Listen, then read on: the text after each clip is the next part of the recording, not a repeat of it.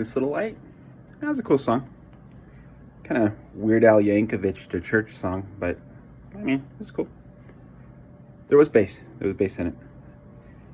Not me. Not me. No. Not sure why. The stories behind the stories, stuff you never wanted to know. Hello everyone and welcome back to episode 3 of Angry Roadrunner's Stories Behind the Stories. My name is Adam Hooks. I am a songwriter based out of Albuquerque, New Mexico, and my friend Sam Nesbitt and I are here to talk to you about song number 3 off of our brand new album. This track is entitled This Little Light, and it is definitely one of my favorites. So, in a nutshell, this is a song about losing your faith, both in Christianity and in humanity as a whole. You may or may not know that my early childhood was spent growing up as the son of a Lutheran minister, and we traveled between small rural South Dakota and Minnesota towns about every 4 years or so, where my dad would take the job as the Lutheran pastor in those communities. So growing up, I definitely had a strong sense of Christian belief, not only because on a daily basis that was what my father did, but also because in general, Christianity has become kind of this new American mythology. And so it's definitely influenced my writing ever since I was a kid. So anyway, most of my childhood I spent as a strong Christian believer, and it wasn't until about my early teenage years that my family went through some extreme hardships, and I saw firsthand the evil that people can hold within themselves. And so because of that, I lost my faith pretty hard. If you want a little bit more insight into that, you can check out the song Redfield off of the Russian Girlfriends record In the Parlance of Our Times, available on AF Records.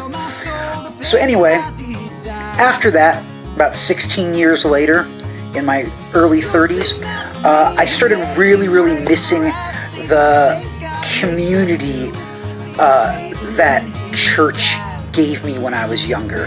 It was something that I hadn't had since then, and I started thinking that, well, maybe, just maybe, I could find the right church and congregation that could bring me back into the fold. So through a couple of mutual friends here in Albuquerque, I started going to church again for about a month.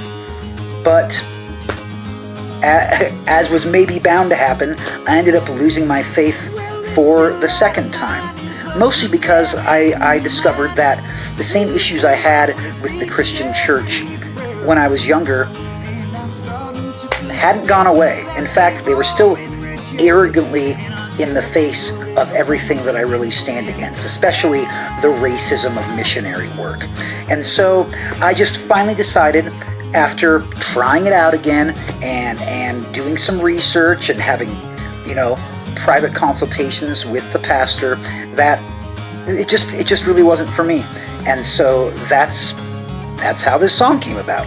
I'm really happy that Sam took it in that Americana bluegrass direction, because I really feel it fits the message I'm trying to convey, especially considering, as I said before, Christianity has kind of become a bastardized form of American mythology. So that's all I really have to say on the subject right now, and I'm going to turn it over to my friend Sam here while I go ahead and roast this delicious mallow.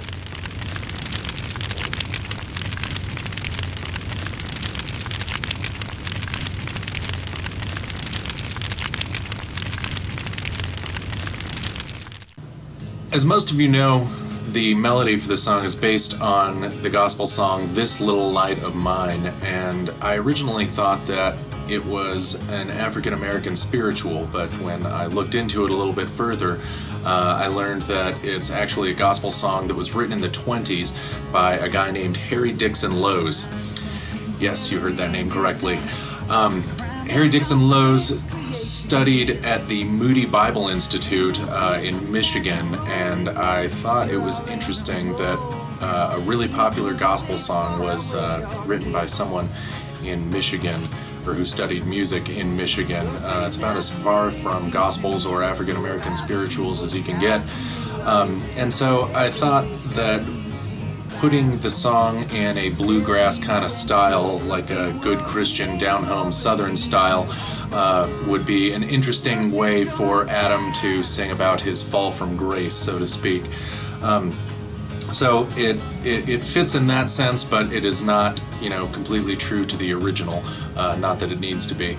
The instrumentation speaks for itself. It's just standard, bluegrass type instrumentation. We considered putting like a fiddle solo in there somewhere, but the mandolin just seemed to fit really well with the guitar all the way through.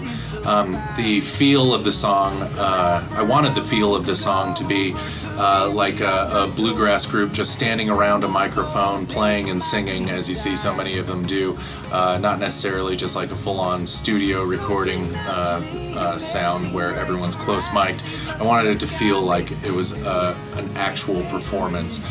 So as you hear the mandolin dip in and out, or the backup vocals come in and out, the idea is that they step in to sing their part or play their part, and then kind of step back and let the vocals and guitar carry everything. It's a pretty straight ahead tune, and I love this song. I think the words are what really make it. The lyrics really make it, because it's poignant. And I've known Adam for a really long time, and I've known about this part of his life, and I've known the struggles that he's had with it, because we've talked about it quite a bit. So I just wanted something to support the storytelling and do it in a way that sounds upbeat and fun, even though the lyrics are pretty dark and meaningful. So I hope you enjoyed this episode of the Stories Behind the Stories, and we look forward to putting out number 4 next Sunday.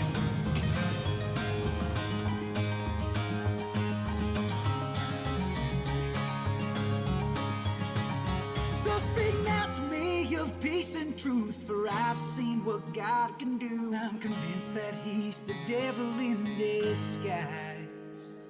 Well, there'll be no end to your earthly woes. One day your Lord will lead you home, but first, we're all gonna die. Whoa, but first, we're all gonna die.